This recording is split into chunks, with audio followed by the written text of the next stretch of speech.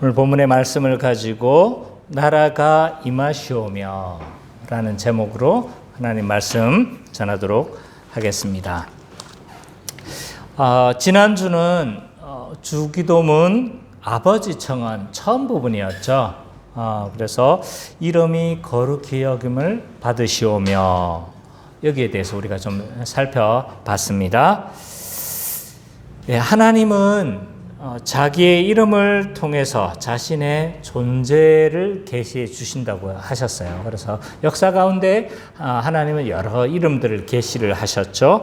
엘로힘, 여호와, 엘샤다이, 여호와 니시, 여호와 샬롬, 여호와 샴마, 여호와 이레 등등. 그런데 하나님은 자신의 이렇게 이름을 통해서 자신을 계시하시고 사역을 계시해 주시고 또 이 이름에 대해서 굉장한 관심을 가지고 계시다고 했습니다. 그래서 자기의 이름이 더럽혀지거나 망령되이 일컬어지는 것에 대해서 굉장히 용납하시지 않으십니다. 그래서 10계명 중에 제3계명은 하나님의 이름을 망령되이 일컫지 말라라고 그렇게 말씀하고 계십니다.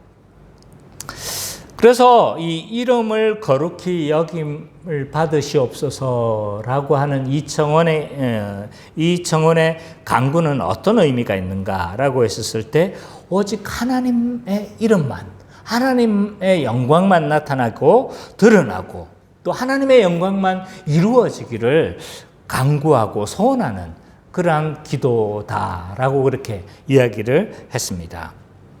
그러면 이 하나님의 영광과 거룩을 누가 드러내는가? 주체가 누구인가? 라고 했었을 때 그 주체가 누구라고 했습니까? 하나님이시다. 이 하나님의 거룩히 여김을 받으시오며 라는 이 문구만 해도 그렇다고 이야기를 했어요. 이게 단순 과거 수동태 명령형이다. 굉장히 이제 복잡한데 이 수동태는 신적 수동태라고 이야기를 했습니다. 이것은 인간이 성취하는 것이 아니라 하나님이 성취하신 때 사용되는 수동태다. 그래서 이 신적 수동태이고 명령형으로 되어져 있는데 이 명령형이라는 것은 기도하는 자의 어떤 강력한 요청을 의미하고 있다. 그래서 우리는 오직 여호와의 이름, 하나님의 이름만 높여지기를 요청하고 간구하는 그런 기도문이다라고 그렇게 이야기를 했습니다. 그래서 하나님만 하나님의 영광을 드러내시고 그 이름을 거룩히 여김을 받게 하실 수 있다. 그 주체가 하나님이시다라는 것을 우리가 살펴봤고요. 근데 그 방법은 어떤 방법이냐라고 했었을 때 역사 가운데 그리스도를 통해서 하나님을 나타내심으로 하나님의 이름을 높이신다. 하나님의 이름을 거룩하심을 드러내신다라고 했어요. 그래서 형벌 대속적 죽음을 통해서 그 하나님의 거룩과 영광이 드러나게 하셨다. 그러면 교회는 하나님의 거룩과 전혀 오늘 너무 엄숙해서 잠깐 제가 웃었습니다. 교회는 그럼 하나님의 영광과 이 거룩에서 상관이 없는 존재인가라고 했었을 때 그렇지 않다. 하나님은 자기 백성을 통해서 이름이 거룩히 여김을 받으시기를 원하신다고 했습니다. 그래서 이걸 제가 설명하는 데 있어서 이제 새 언약을 제가 이야기를 했어요. 새 언약 바로 이전에 뭐가 있다고 했어요? 여호와께서 우리 인간을 통해서 더럽혀진 이름을 내가 회복하겠다라고 하시면서 그 선언하고 난 이후의 문장이 뭐냐면 새 언약이라고 했어요. 그러면 그 회복의 방법이 뭐라는 거예요? 새 언약. 새 언약을 통해서 예수님을 통해서 그 이름이 회복되어질 거다. 근데 그 새 언약의 당사자가 수혜자가 누군 거예요? 성도이고 교회인 거잖아요. 그래서 어떻게 보면 그 하나님의 거룩해 하신 그 이름에 우리도 뭐한다? 포함되어져 있다. 그래서 우리의 삶도 여호와의 이름을 거룩해 하고 이것을 날마다 간구하면서 그렇게 또 영광을 나타내면서 우리는 살아야 된다라는 것이 지난주 설교의 핵심 내용이라고 할 수가 있습니다. 자, 오늘은요, 아버지 청원의 두 번째 부분이죠. 첫 번째가 뭐였어요? 이름이 거룩히 여김을 받으시오며 나라가 임하시오며 에 대해서 우리가 좀 살펴봤으면 좋겠습니다. 이전에도 이제 이 주기도문의 구조에 대해서 좀 좀 이야기를 했습니다. 주기도문은 크게 몇 개의 청원으로 이루어져 있다고 했습니까? 1, 2, 3 청원. 그렇죠. 1, 2, 3 청원은 하나님 청원이다. 4, 5, 6은 인간 청원이다. 그러나 이것이 뭐 하나님 거 구하고 우리 거 구하고 이런 게 아니다. 모두 하나님 나라와 그 의를 구하는 것이 이 주기도문의 핵심 내용이다. 라고 그렇게 이야기를 했는데요. 오늘 청원은 하나님 청원 두 번째에 해당되어지는 거죠. 나라가 임하시오며. 자, 이 두 번째 청원을 이해하기 위해서는 먼저 하나님 나라를 우리는 이해할 필요가 있습니다. 왜냐하면 지금 두 번째 청원이 뭐예요? 나라가 임하시오며 라고 지금 기도하고 있기 때문입니다. 그래서 이 하나님 나라를 우리는 이해해야 되는데요. 이 하나님 나라가 뭘까요? 네, 뭐예요?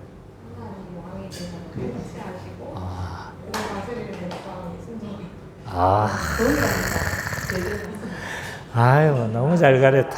네, 잘했습니다. 네, 많은 사람들이 하나님 나라를 이제 물어보면 이제 약간 공간적인 개념으로 많이 이해를 합니다. 그래서 제가 늘 이제 공부를 할 때마다 신학을 우리가 같이 나누고 공부할 때마다 기독교화된 극락을 많이 사람들이 그리고 있다라고 그렇게 이야기를 했어요. 그러나 더 본질적인 개념은 뭐냐? 하나님 나라는 통치를 의미한다. 그래서 통치적인 개념이 더 강하다고 했어요. 그래서 가장 적절한 예가 이제 대사관 예를 많이 들었어요. 그래서 우리나라에 있는 미국 대사관은 우리나라입니까? 미국입니까? 왜 그런 거예요? 왜 국적이 그게? 누구의 통치를 받고 있는 거예요?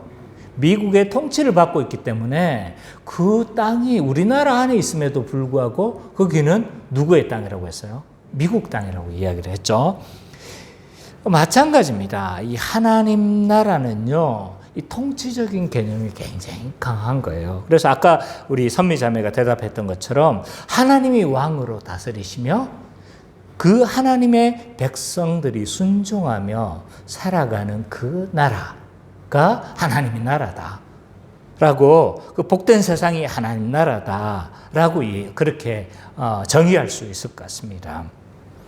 이런 하나님의 나라는요, 성경의 중심 주제로 관통하고 있는 거예요. 이 하나님 나라를 빼고 성경을 이해하려고 하면 이해를 못 하는 거죠. 성경을 관통하고 있는 핵심 주제다. 그래서 하나님의 천지 창조에부터 재림 때까지, 완성 때까지, 하나님 나라의 완성 때까지 하나님 나라가 쫙 흐르고 있죠. 하나님의 천지 창조는요, 뭐의 창조라고 했어요? 하나님 나라의 창조다. 그렇게 이야기를 했습니다. 에덴 동산은요, 하나님의 나라 백성들이 살아가는 땅인 거죠. 아담과 하와는요, 하나님의 통치를 받으면서 살아가는 하나님 나라의 백성이며, 누가 그곳에 통치하십니까? 하나님이 왕으로서 통치하시는 그 하나님 나라였어요. 그 하나님 나라에서 산 삶은 어떠한 삶이었습니까? 창세기 2장에서 자세히 드러나고 있죠. 그 하나님 나라의 삶은요, 가장 특징적인 건 서로 돕는 살아가는 나라인 거예요. 그래서 서로 한 몸으로서 돕는 배필로서 그렇게 나를 위해서 살아가는 것이 아니라 상대를 위해서 살아가는 사람들인 거죠. 그래서 서로 돕는 배필로 그렇게 우리는 살아갔어요. 그래서 정말 우리가 타락하지만 않았다면요, 그 나라에서는 내 등을 누구에게나 맡길 수 있는 사람들이 아마 그렇게 살아갔을 거예요. 지금 아무나 그럴 수 있습니까? 그렇게 살아가기 힘들죠. 또 그곳에서 그렇게 서로 돕는 배필로만 살아가면서 어렵게 살아갔냐? 아니에요. 먹을 것이 너무나 풍성한, 그래서 하나님께서 뭐라고 명령했냐면 임의로 먹으라 너희가.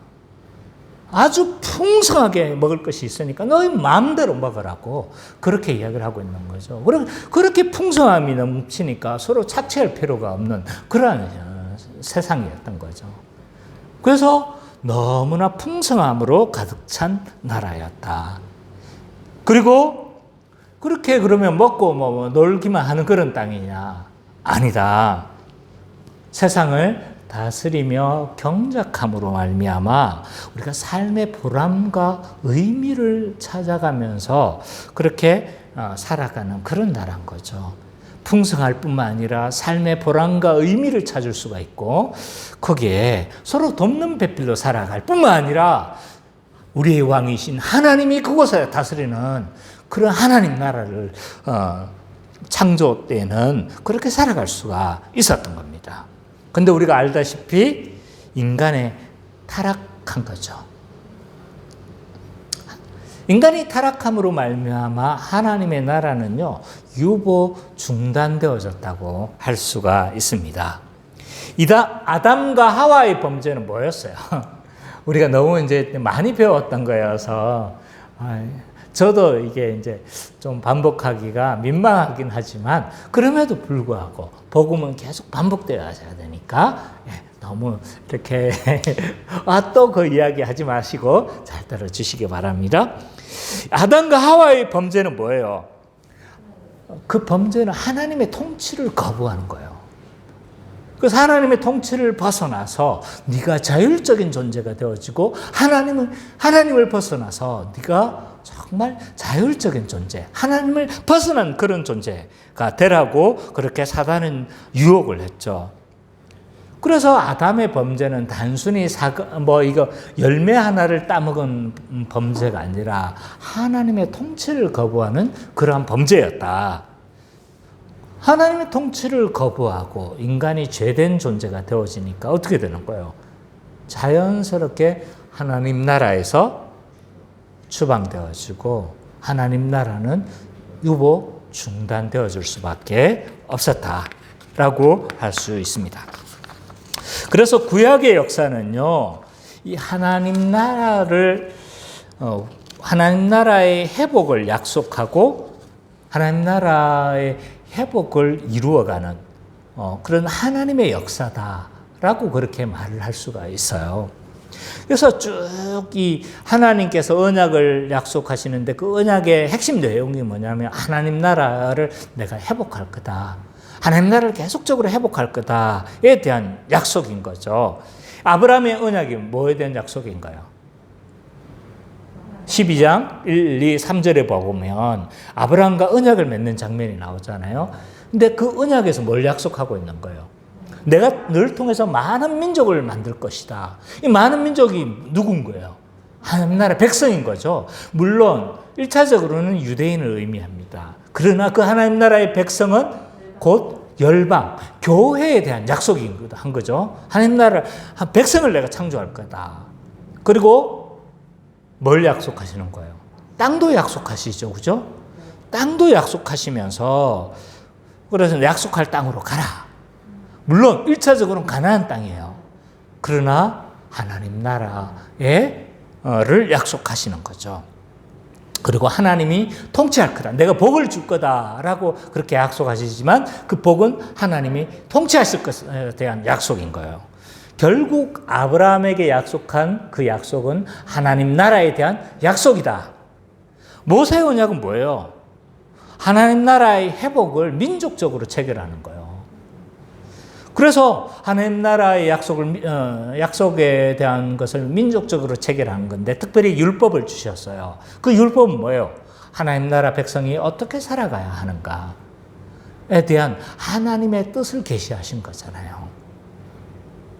다윗 언약은 뭐예요? 영원한 왕에 대한 약속이잖아요. 그래서 영원한 왕을 주시겠다. 그 나라가 영원하겠다. 너의 다윗의 그 후손이 영원하겠다라고 하지만 그 후손은 1차적으로 그 다윗 계열의 왕들이 계속적으로 유지되어질 것에 대한 약속이긴 하지만 그 왕은 영원한 왕은 누구신 거예요? 예수님을 통해서 성취가 되어지는 거죠. 이처럼 계속적으로 이 새 언약도 마찬가지예요. 새 언약은 뭐예요? 성령을 주심으로 율법에 온전히 순종하는 백성을 만들겠다는 거 아니에요. 그러니까 이 언약 자체는 다 하나님 나라의 회복을 말씀하시는 거고 하나님 나라를 어떻게 내가 회복할 것인지에 대해서 점진적으로 계시하고 있다. 그래서 구약의 모든 중요한 언약들은 하나님 나라의 회복에 대한 약속이다. 이런 것을 우리는 잘 알고 있습니다. 그래서 구약의 역사는 한마디로 뭐다? 하나님 나라의 회복에 대한 하나님의 역사다. 라고 그렇게 그렇게 정의할 수가 있는 거죠. 이런 약속의 성취는 누구를 통해서 회복되어지는 겁니까? 예수 그리스도를 통해서 이 하나님 나라가 임한 거죠. 예수님은 십자가를 통해서 하나님 나라에 들어갈 수 있는 백성을 창조하십니다. 결국 이런 표현에 좀 오해를 살 수 있지만 십자가를 통해서 이루시고자 하는 목적은 뭐냐면 하나님 나라인 거예요. 이 십자가를 통해서 죄 없는 하나님의 백성을 만들어내는 거예요. 그래서 하나님이 성취하신 그 공로로 그리스도께서 성취하신 그 공로로 말미암아 우리는 하나님의 백성이 되어진 거예요. 그래서 어디로 들어가게 하는 거예요? 하나님 나라로 들어가게 하시는 거죠. 그래서 예수님은 공생에 시작하시면서 약속하신 게 뭐예요? 선언하시는 것이 하나님 나라에 대한 약속이잖아요. 그리고 모든 예수님의 공생의 가르침은 하나님 나라에 대한 가르침이고 또 하나님 나라는 예수님께서 일으키신 모든 기적들은 하나님 나라의 삶이 어떠할 것인가의 그 측면들을 다 보여주고 있는 기적들이라고 할 수가 있습니다. 그래서 예수님은 이렇게 말씀하시죠. 귀신이 쫓겨나는 것을 너희가 본다면 하나님 나라가 이미 임하였다. 라고 그렇게 말씀하시죠. 그래서 예수님은요, 계속적으로 가르치신 건 뭐냐면 하나님 나라에 대해서 가르치신 거예요. 그래서 예수님을 통해서 하나님 나라가 왔고 하나님 나라의 백성을 창조하셨다. 교회가 탄생한 거죠. 이 하나님 나라는 우리가 어떻게 들어갈 수 있습니까? 오직 믿음으로 우리 하나님 나라에 들어갈 수 있다. 예수님을 믿을 때 그 십자가에서 성취하신 이 죄사함과 그리스도의 성취하신 모든 율법에 대한 온전한 순종을 그 공로를 통해서 어떻게 되는 거예요? 우리는 예수 믿을 때 성령께서 연합하게 하심으로 말미암아 우리 그 하나님의 그리스도의 의가 그리스도의 십자가에 성취하신 모든 것이 내게 적용되어짐으로 말미암아 우리는 하나님 나라로 들어갈 수 있는 거죠. 의롭다함을 얻어서 우리 하나님 나라에 들어갈 수 있게 되어진 겁니다. 이 하나님 나라는 어떻게 우리가 경험할 수 있는 겁니까? 그러면 예수 믿으며 하나님 나라에 들어갈 수 있다고 했는데 이미 왔다면 우리는 하나님 나라를 어떻게 경험할 수 있는 겁니까? 네? 맞죠. 이 하나님 나라를 우리가 맛보고 경험되어지는 것은 이 하나님 나라는 보이지가 않는 거예요. 눈에 보이는 나라가 아닌 거예요. 근데 세상 사람들이 또 교회의 모든 사람들이 하나님 나라가 왔음을 어떻게 할 수 있는가? 교회를 통해서 할 수 있는 거예요. 그래서 우리가 배웠듯이 교회는 어떤 존재다? 하나님 나라를 현시하고 하나님 나라를 증시하는 존재가 교회다. 그래서 이 교회를 통해서 우리가 하나님 나라를 맛보는 거예요.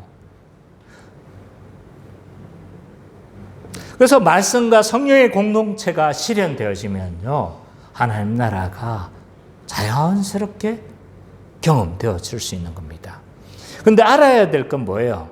이 하나님 나라는 이미 임했지만 아직 완성되지 않았다.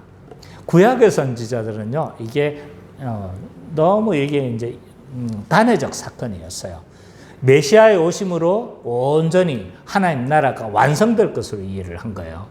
왜냐하면 멀리 산을 본 것과 같은 거예요. 멀리서 산을 보니까 그냥 병풍처럼 하나의 산이 딱 그려져 있을 거라고 생각했는데 사실은 산이 어떻게 되어 있는 거예요? 앞에 있는 산이 있고 뒤에 있는 산이 있는 거죠. 그죠? 그래서 그 사이에 갭이 있다는 사실을 구약의 선지자들은 잘 인식을 못했던 것 같아요. 그러나 예수님을 통해서 성취하고 보니까 이 하나님 나라는 이미와 아직의 정황 가운데 있다는 것을 알게 되어진 거죠. 그래서 이미 이 하나님 나라는요, 이미와 아직의 긴장 가운데 주어졌다고 할 수 있습니다. 그래서 오스카 쿨만은 이것을 가리켜서 D-Day와 V-Day로 그렇게 설명을 했습니다. 노르망디 상륙 작전이 시작될 때가 뭔 거예요? D-Day인 거죠. 근데 상륙 작전을 하자마자 바로 전쟁이 다 끝난 겁니까? 전쟁의 결판은 이미 났지만, 그러나 그로부터 거의 1년 가까이 지나고 나서야 전쟁 2차 대전이 끝난 거잖아요. 그 끝난 시점이 V-Day다. 그래서 마치 이 예수님의 십자가 사건은 전쟁의 결판을 다 끝낸 거예요. 사단은 결박되어지고 무적행이 갇혔을 뿐만 아니라 이미 하나님 나라는 이미 이 땅에 임했어요. 그래서 그의 결판은 났지만 그럼에도 불구하고 아직의 그 시간이 남아져 있다는 것을 우리는 잘 알 필요가 있습니다. 그렇기 때문에 이미와 아직의 상황 가운데 우리가 놓여져 있기 때문에 지금도 하나님 나라는요, 이 땅에 역동적으로 임하는 겁니다. 하나님 나라가 있잖아요. 역동적인 거예요. 그래서 하나님 나라가 어떤 교회는 많이 경험되어질 수도 있고, 어떤 교회는 더워지고, 또 뭐 여러 가지 정황 가운데 주어질 수가 있다는 거예요. 그래서 어떤 사람들은요, 이 하나님 나라를 사회 정의 또는 공공신학을 통해서 이 어떤 하나님 나라를 이루어 가려고 시도를 한 겁니다. 그래서 성도들이 있잖아요. 적극적인 사회 참여, 공의, 정의를 부르짖는 거예요. 그래서 낙태, 금지, 하는데 데모도 하고, 또 뭐 합니까? 그래서 여러 가지 사회운동 사업들을 통해서 이런 하나님 나라를 확장해 가려고 하는 시도들이 이제 공공신학인 거예요. 근데 저도 이런 생각에 한동안 사로잡혀 있었습니다. 그래서 이런 적극적인 사회 참여를 해야 된다고 생각을 했고, 지금도 하지 말자는 게 아니에요. 우리는 자연스럽게 그렇게 할 수도 있는 겁니다. 그러나 뭐가 우선인가라고 했었을 때 하나님 나라는 이런 방식으로 이루어지지 않는다는 거예요. 이렇게 적극적인 사회 참여를 통해서 하나님 나라가 이루어지고 확장되어지고 하나님 나라가 성취되어지는 것이 아니라는 거예요. 왜냐하면 하나님의 통치는요, 인간적인 노력에 의해서 성취가 되지 않습니다. 이건 역사가 증명했어요. 인간적으로 막 이렇게 이런 시도가 지금만 일어나는 것이 아니라 과거에도 많이 일어났어요. 해방신학도 했었고, 또 노동신학이라든지 많은 이런 신학, 과거에도 이런 움직임들이 있었지만 이런 방식으로 이루어지지가 않아요. 역사적으로도 이건 검증되어졌고, 이 하나님의 통치는요, 믿지 않는 자들 사이에서 이루어지지 않는 것이 아닙니다. 왜? 그들은 하나님을 주로 인정하는 자들이 아니기에. 그래서 이 하나님의 통치는 신자 공동체, 교회 안에서 이루어지는 것이다 라고 할 수가 있습니다. 이 하나님 나라는 어떻게 임하는가? 교회 공동체를, 아까도 제가 이야기했지만 교회 공동체를 통해서 이루어지는 겁니다. 그래서 이 하나님의 영이 온전히 통치하시고, 성령께서 온전히 통치하시고, 온전한 말씀이 온전히 임함으로 말미암아, 온전히 선포되어짐으로 말미암아 하나님 나라가 이루어지는 거예요. 이 박용동 교수님이 페이스북에 이런 이야기를 했어요. 그래서 이 사회 참여로 하나님 나라가 이루어지는 것이 아니다. 교회가 성령의 공동체가 되어졌는가를 날마다 확인하는 것이 더 중요하다. 지금 내 맥락과 같은 말을 하고 있는 거예요. 교회가 먼저 성령의 공동체가 되어졌는가? 온전히 성령께서 임하시며 그 말씀 가운데 통치하시는가? 이것을 더 살펴봐야 되는데, 사람들이 이걸 잘 알아먹지를 못하더라고요. 이 하나님의 나라는요, 성령의 임재와 내주로 임하는 거예요. 이 하나님의 나라는요, 하나님의 말씀 가운데 임하는 하나님 나라예요. 성령과 이 말씀은요, 구분할 수가 없어요. 왜? 성령님은 진리의 영이신 거예요. 말씀 가운데 역사하시는 거예요. 그래서 성령께서는 그러면 물론 성령께서 독단적으로 이렇게 일하실 수 있지만, 그럼에도 불구하고 말씀이 선포되는 자리를 통해서, 말씀을 통해서 성령님은 일하시는 거예요. 그래서 성령과 진리가 온전히 통치되어질 때 하나님 나라가 실현되어지는 겁니다. 하나님의 나라는요, 복음 전파를 통해서 하나님 나라가 실현되어지는 거예요. 물론 우리가 사회 정의나 사회 참여를 하지 말자는 게 아니에요. 그것은 우리가 진리로 살아갈 때 자연스럽게 우리가 해야 될 부분들이 있을 거예요. 선거를 잘해야 되는 거고, 또 불의가 이루어지는 것에 있어서 우리가 최대한 할 수 있는 한 막아야 돼요. 그러나 그런 방식으로 하나님의 나라가 이루어지지 않는다는 걸 알아야 돼요. 진리와 성령의 공동체를 통해서 실현되어진다.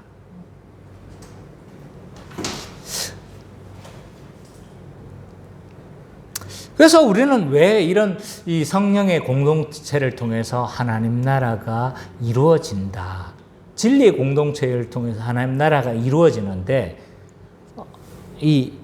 사실은 실제적으로 잘 경험이 안 되어지는 거예요. 교회는 맨날 싸우고, 교회는 서로 악의 다툼을 하고, 교회가 불의를 행하고 하니까, 이걸 저는 이제 공공신학 하는 사람들의 마음을 알아요.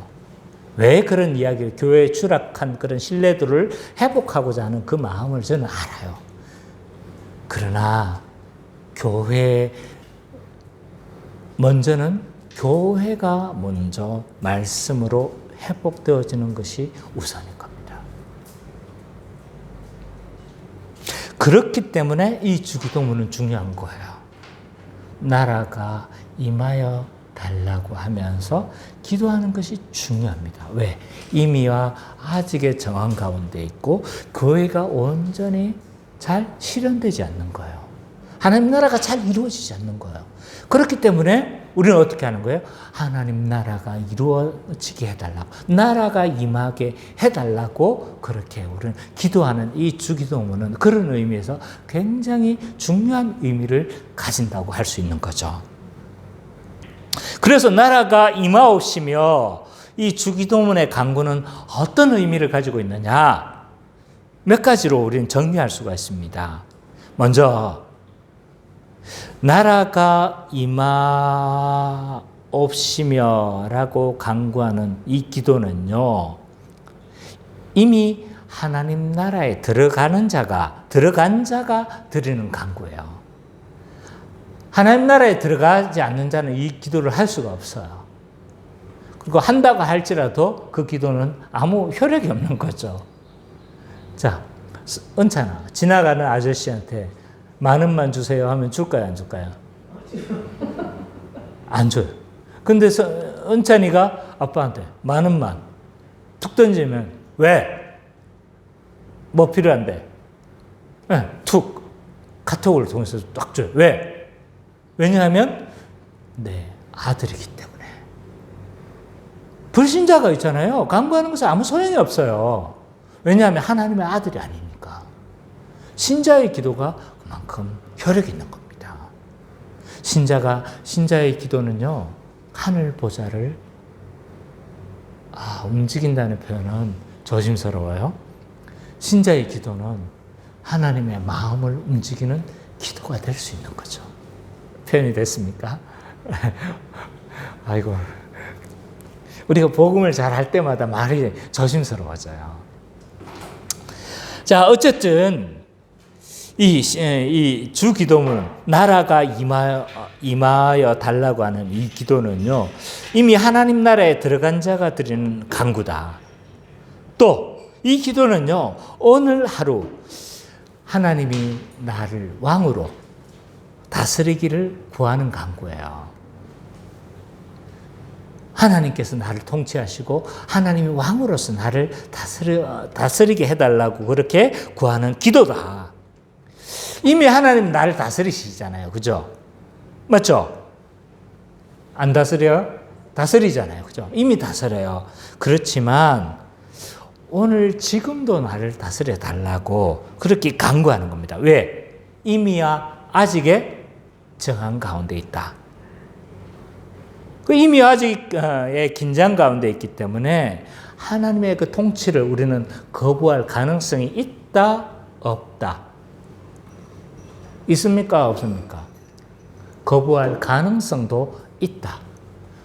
하나님의 그 통치를 잘 순종하고 그 다스림을 잘 따를 가능성도 높지만 그럼에도 불구하고 그 통치를 거부할 가능성도 있다는 거예요. 그래서 우리가 주기도문을 하면서 루트가 뭐예요?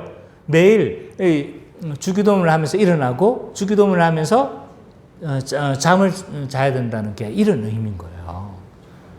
그래서 나라가 임하여 달라는 이 기도는요, 오늘 하루 주님께서 나를 다스려 달라고 하는 간구라는 거예요. 왜냐하면 이미야 아직의 상황 가운데 있고, 사탄은요, 아담과 하와에게 그렇게 유혹을 했잖아요. 하나님의 통치를 거부해라. 야야, 하나님의 통치를 거부해. 지금은 괜찮아, 지금. 딱 한 번이에요, 딱 한 번. 지금도 여전히 우리에게 어떻게 하는가요? 그런 달콤한 속삭임으로 하나님의 통치를 거부하도록 우리를 유혹하기 때문에 우리는 날마다 하나님께 뭐 해야 되는 거예요? 간구해야 되는 거예요. 주님, 나를 통치하여 주옵소서. 나라가 임하게 해달라고 그렇게 기도하는 거죠.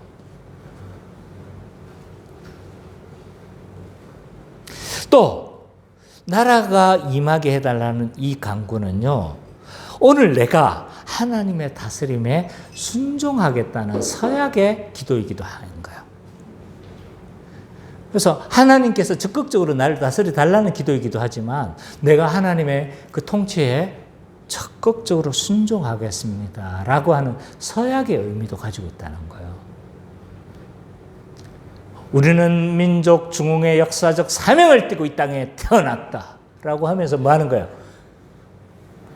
국민교육 헌장을 하면서 이 교육받는 자로서 어떤 마음 자세를 가지고 서약하는 거잖아요. 마찬가지인 거예요. 우리도 이 주기도문을 기도하면서 하나님께 서약하는 거예요. 주님, 내가 하나님의 그 다스림에 순종하며 살아가겠습니다 라고 그렇게 서약하는 기도다. 자, 마지막으로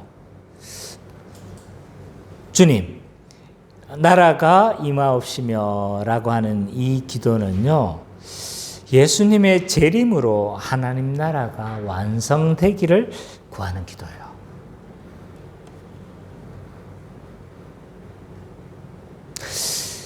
이미와 아직의 불완전성 가운데 우리는 늘 넘어졌다가 성공했다가 하나님의 그 다스림에 기뻐했다가 또 실패에 쓰디쓴 그런 맛도 보기도 많이 하죠. 그렇기 때문에 우리는 이런 신자는 뭘 기다릴 수밖에 없는 거예요.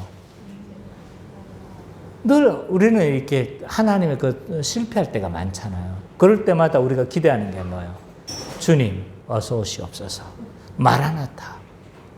그 신앙을 우리는 간구할 수밖에 없어요. 그래서 이 나라가 임하여 달라는 이 기도는요, 하나님 나라가 완성되기를 고대하는 기도이기도 하다.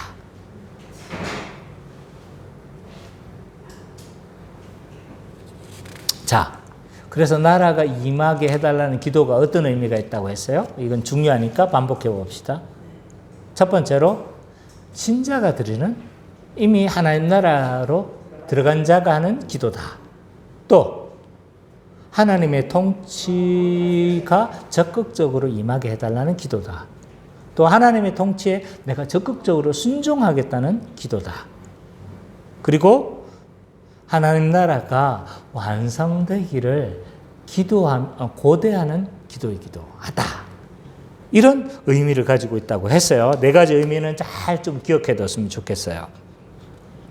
자, 지금까지 우리는 주기도문의 이 두 번째 청원에 대해서 우리가 살펴봤어요. 나라가 임하시오며. 자, 유시민 작가가 어떻게 살 것인가라는 책에 이런 이야기를 했습니다. 그는 그 책에서 어떤 이야기를 했냐면 자기는 결코 영생을 원하지 않는다는 거예요. 아마 기독교를 겨냥한 것 같아요. 그래서 왜 영생을 원하지 않는가? 그 자기의 생각들을 이야기를 했는데, 삶이 영원히 지속되어진다면 죽고 싶은 때가 있다는 거예요. 얼마나 심심하겠냐 이 말이에요. 쉬고 싶은 때가 있지 않겠냐. 근데 그때 죽지 못하면 그건 뭐다? 형벌이다. 그래서 자신은 영생을 원치 않는다. 그냥 주어진 이 단 한 번의 시간, 주어진 단 한 번의 이 인생을 의미 있게 자기는 살아가고 싶다. 라고 그렇게 이야기를 했습니다. 어떻게 살 것인가? 이 책에 보면요. 왜 유시민 장관은 이 이야기를 했을까? 몇 가지 이제 이 사람의 이제 생각을 좀 잘못하고 있는 부분이 있는 것 같아요. 기독교에 대해서 좀 오해를 하고 있는 것 같아요. 꼭 기독교뿐만 아니라 뭐 결국 불교도 뭐 해탈을 목표로 하는 거니까. 어쨌든 이 유시민 작가는 이 두 가지 측면에서 저는 오해를 했다고 생각해요. 하나는 뭐냐면 영생에 대한 오해다. 단순히 그냥 먹고 놀고 그냥 희희낙낙하는, 얼마나 삶이 무료하겠어요, 그죠? 그런 영생으로 생각했던 것 같아요. 근데 기독교의 영생이란 그런 영생이 아니잖아요, 그죠? 이 하나님 나라의 삶이 영원히 지속되어지는 것이 영생이다. 뭐 하나님 나라의 삶이 그럼 뭐냐? 좀 더 자세히 설명할 수 있지만 여기 있는 사람들은 뭐 저 친구는 잘 모를 수 있는데 어쨌든 하나님 나라의 뭐예요 지금? 하나님 나라의 삶을 영원히 지속하는 것이 영생이다. 또 하나 이제 유시민 작가가 오해한 건 뭐냐면 기독교에 대한 오해다. 그 기독교인들이 이제 뭐 그 유시민 작가의 눈에는 죽어서 얻어질 그 영생을 위해서 현재를 제대로 살아가지 않는 사람들로 본 것 같아요. 그래서 미래에만 너무 집착하고 지금 현재에 열중하지 않는 그 기독교인들에 대한 어떤 환멸도 이 사람 가운데는 좀 있지 않나 하는 생각이 떼어지는데, 이 유시민 장관이 생각한 나라가 과연 하나님 나라일까? 그것이 과연 영생일까? 하나님 나라는 어떤 나라입니까? 하나님 나라의 삶은 어떤 삶이에요? 서로 돕는 배필로 살아가는 삶을 사는 거죠. 그래서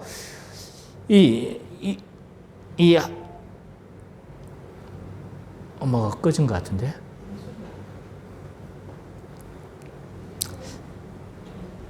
그래서 이 하나님 나라는 어떤 나라인가? 서로 돕는 배필로 서로 사랑하는 삶을 살아가는 삶인 거죠.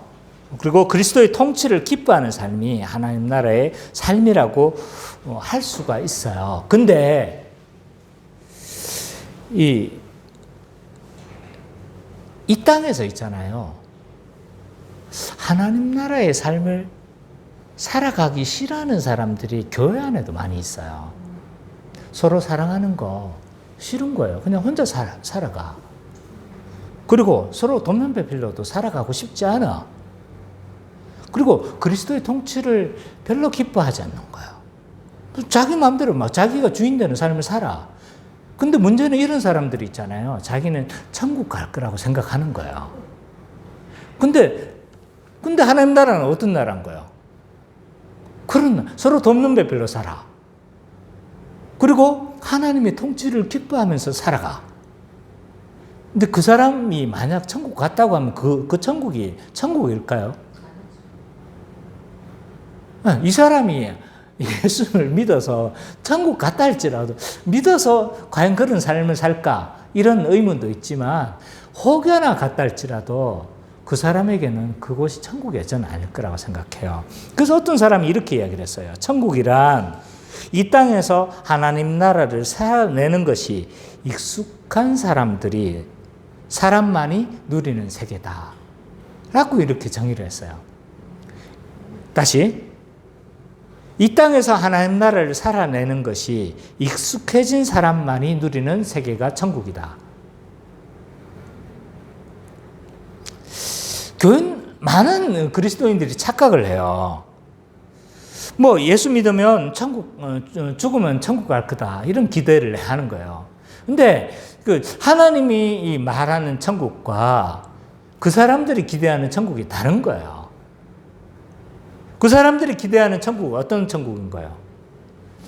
일 안 해도 먹을 것이 많이 있고, 늘 희낙낙하고, 또 자기가 원하는 것이, 이 땅에서 100평 집을 못 살아봤으니까, 그 땅에서 100평 집이 있을 거다 생각을 하고, 있을지도 몰라요. 있을지도 모르지만, 이런 기대를 막 쭉 하는 거죠. 이 땅에서 자기가 좋아했던 그 하나님 나라를 이 땅에서 막 기대했던 그 이미지를 가지고 있는 거예요.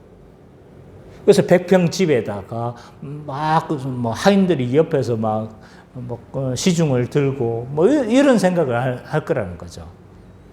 근데 그 나라의 삶이 어떤 거예요? 서로 돕는 배필로 살아가는 거예요. 그리고 하나님 통치를 기뻐해.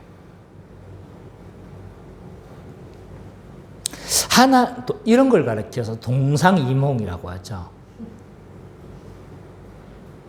그래서 만약 그런 사람들이 천국에 갔다 할지라도 상당히 이질적인 하나님 나라가 될 수 있을 거다.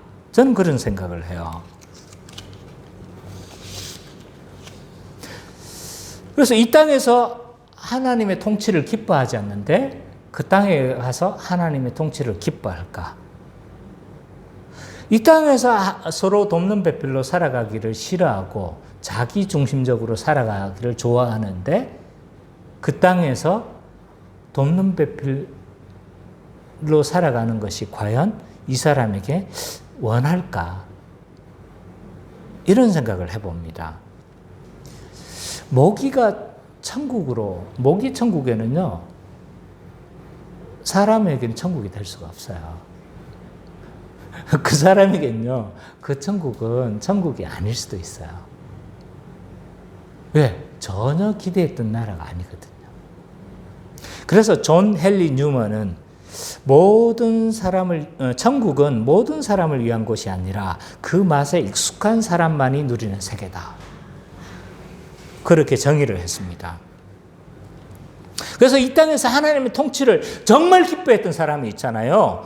그 천국을 정말 기뻐할 거예요. 이 땅에서 서로 돕는 배필로 살아가는 것이 정말 기뻤던 사람들이 그 천국을 기뻐할 거다. 따라서 이 땅에서 신앙생활은 어떤 의미를 가지고 있느냐라고 했었을 때, 이 땅은 천국을 살아가는 것에 있어서 예행 연습을 하는 곳이다. 교회는 하나님 나라의 삶을 학습하는 장소가 교회다. 교회는 하나님 나라의 공동체가 어떤 것인지를 미리 보여주는 모델하우스와 같은 것이 교회다. 모델하우스 보면 완성될 집이 어떤 집인가를 알잖아요. 그죠? 교회를 보면 천국이 저런 곳이겠구나. 모델하우스와 같은 그런 역할을 할 수 있는 거죠.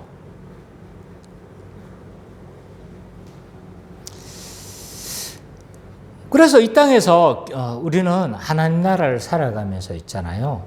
하나님 나라를 맛보고 또 하나님 나라를 미리 학습하는 곳이고, 하나님 나라를 미리 예행 연습할 뿐만 아니라 또 하나님 나라가 그렇겠구나라고 짐작하면서 우리는 살아가는 것이 곧 교회이며 하나님 나라인 거예요. 그래서 그 하나님 나라에서 우리는 이제 서로 사랑하면서 살아가는 거죠. 서로 돕는 배필로 살아가는 거예요. 하나님 통치를 기뻐하면서 그렇게 살아가는 거예요. 근데 막상 이렇게 살아가는 게 이 땅에서는 그렇게 쉽지가 않은 거예요. 돕는 배필로 살아가려고 하니까 쉽지가 않아요.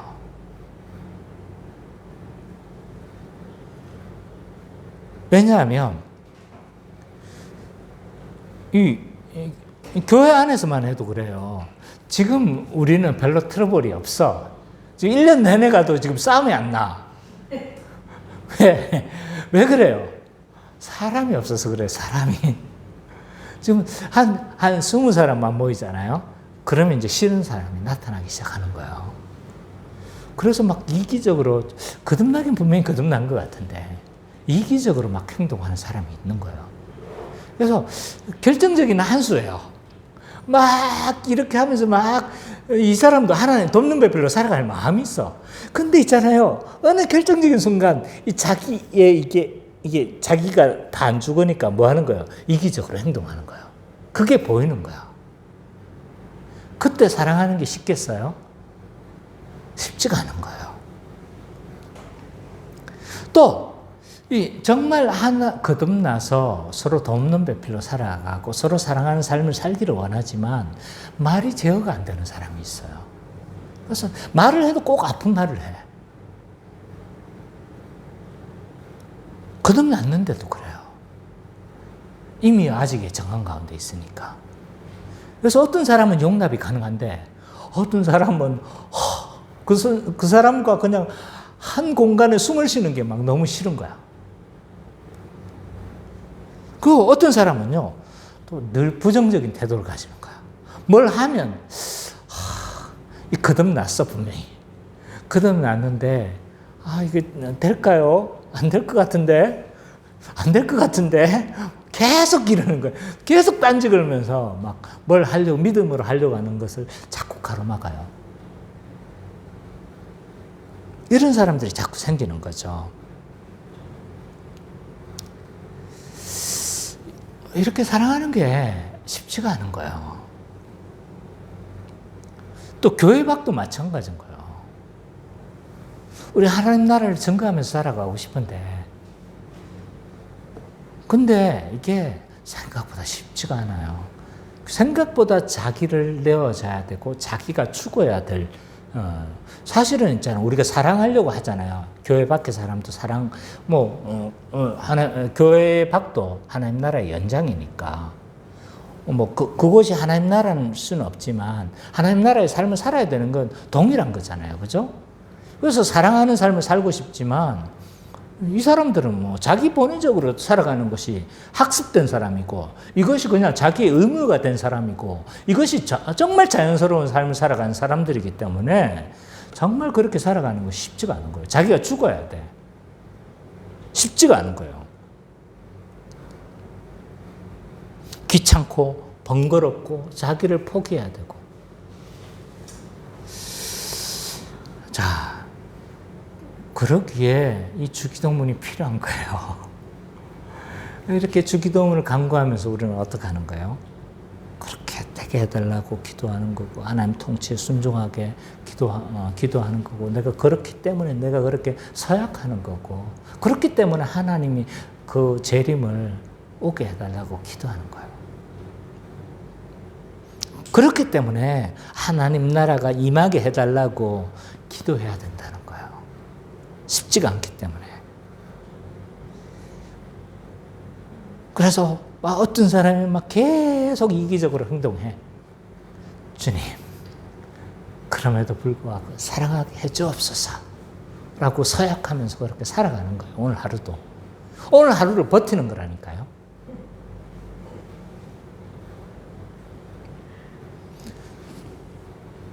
늘 부정적인 태도를 가지고 막 그 교회 일을 뭘 하려고 하면 안 된다고 자꾸 이렇게 하는 그 부정적인 사람에게도 내가 오늘 하루도 저 사람 사랑하겠습니다 라고 그렇게 서약하면서 오늘 하루를 그렇게 버텨내는 것이 주기도문의 기도인 거죠. 내 힘으로는 그렇게 안 되는 거예요. 성령이 통치하시고 다스려야만 그게 가능한 겁니다. 주님, 오늘도 나를 다스려 주옵소서. 우리는 생각보다 많이 우리가 살아있어요.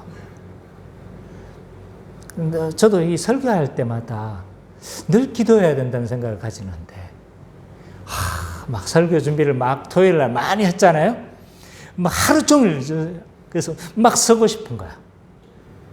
막 쓰고 싶으면 막 쏟아내야지 라고 생각을 하는데, 근데 문제는 이게 내가 살아있는 거예요.